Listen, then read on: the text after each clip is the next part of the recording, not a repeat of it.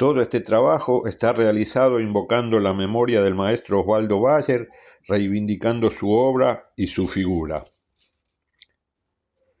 ¿Querés saber un poco más sobre sucesos que ocurrieron un 1 de mayo aquí en la Argentina sobre finales del siglo XIX y principios del XX? Puedo ayudarte a comprender las luchas obreras de aquellos tiempos, a conocer la identidad de algunos protagonistas y su intervención en una jornada trágica. En un video anterior narramos qué pasó en la ciudad de Chicago en un día similar. Aquellos que la historia conocieron como los mártires de Chicago iban a ser homenajeados en un acto previsto en la Plaza Lorea. En el primer comentario fijado del video está el link del video anterior que brinda los detalles de aquella masacre. Desde 1889, apenas 3 años después, los inmigrantes anarquistas comenzaron a recordarlos en actos locales, pero hubo un año, el 1909, en que la FORA convocó a los obreros y aquí también fueron víctimas de la prepotencia y el desprecio por la vida de las fuerzas del orden. Es bueno aclarar que hablamos de la FORA, Federación Obrera Regional Argentina. El acto estaba previsto para llevarse a cabo en la esquina de Avenida de Mayo y San José. Las fuerzas policiales eran conducidas por el coronel Ramón Falcón.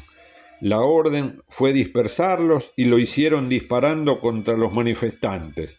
Murieron 11 obreros y otras 80 personas resultaron heridas, incluyendo a varios niños. Mostrando que la represión estaba absolutamente programada y prevista, había ambulancias en los alrededores que rápidamente retiraron los cuerpos. Los bomberos, con sus mangueras, limpiaron la sangre obrera derramada. Para los dueños del poder económico todo quedaba allí. Poco importaban unos cuantos trabajadores menos. En el sepelio de las víctimas hubo un nuevo hecho repudiable. 60.000 personas acompañaban los restos al cementerio de la Chacarita y las fuerzas del orden conservador se lo impidieron, secuestrando los féretros e impidiendo el público homenaje.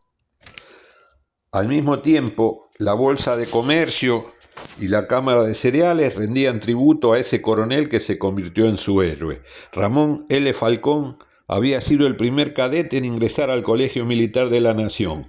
Egresado, participó en la campaña del desierto. Ganó ascensos por su valentía al cazar habitantes de pueblos originarios, permitiendo el despojo de sus tierras y el nacimiento de los latifundios. A su regreso, se retiró con honores, pasando a formar parte de la Cámara de Diputados de la Nación. 3 años antes de la matanza de ese 1 de mayo, fue designado jefe de la Policía Federal. Fundó la Escuela de Policía que después de su muerte llevó su nombre. Generaciones enteras de cadetes se formaron con su ejemplo. Ya en funciones, desmontó una huelga de inquilinos arrojándole agua con las mangueras de bomberos a quienes se manifestaban en los conventillos porteños. Una calle importante de la ciudad de Buenos Aires aún hoy le rinde homenaje a su figura. Pasados 6 meses de aquel 1 de mayo sangriento, para las fuerzas del poder el episodio iba camino hacia el olvido. Los anarquistas habían sido uno de los sectores más castigados por la masacre, pero uno de ellos estaba dispuesto a cobrarse el atropello. Montó paciente guardia en las inmediaciones del domicilio de Falcón. En un momento, este circulaba con un carruaje por la intersección de Callao y Quintana. Había esperado mucho tiempo este momento. Se acercó al vehículo y le arrojó una bomba que se cobró la vida del represor y su secretario. El atacante sintió que estaba cumplido su objetivo reivindicador. Intentó suicidarse al grito de «¡Viva la anarquía!», pero fue apresado y se le impidió concretar ese propósito. Su nombre era Simón Radowisky, inmigrante de la región ruso-ucraniana. Como muchos de ellos, carecía de documentación fehaciente. Las actuaciones judiciales establecieron su identidad estimando su edad entre los 20 y 25 años. Iba camino hacia la pena de muerte. La llegada de su acta de nacimiento lo impidió. Simón tenía apenas 17 años. El hecho que no alcanzara la mayoría de edad hizo imposible esa condena. Las leyes no permitían su aplicación en menores. Recibió cadena perpetua. Buscando hacer todavía más dura la pena, le dieron por destino la cárcel de Ushuaia, conocida como el penal del fin del mundo. Estaba ubicada en la isla de Tierra del Fuego, en un ambiente hostil por la crudeza del clima patagónico. Todos decían que huir de ahí era considerado imposible. Radowisky lo intentó, logró evadirse y tratando de poner distancia, nadó en aguas heladas. Fue recapturado y enviado a celdas de castigo, con media ración de alimentos. Las crónicas del penal dicen que era muy respetado por el resto de los reclusos. Llevaba 20 años encarcelado en esas condiciones, cuando el presidente Hipólito Yrigoyen le concedió el indulto, pero esa libertad llegaba con el compromiso de la deportación. Eligió España como destino. Todo lo sufrido no consiguió doblegar su carácter indómito. Cuando se desató la guerra civil, luchó para los republicanos contra el franquismo. Sobrevivió al combate. Después de la derrota eligió prudentemente el exilio mexicano, tierra generosa que a través del tiempo abrió sus puertas a luchadores populares de todo el mundo.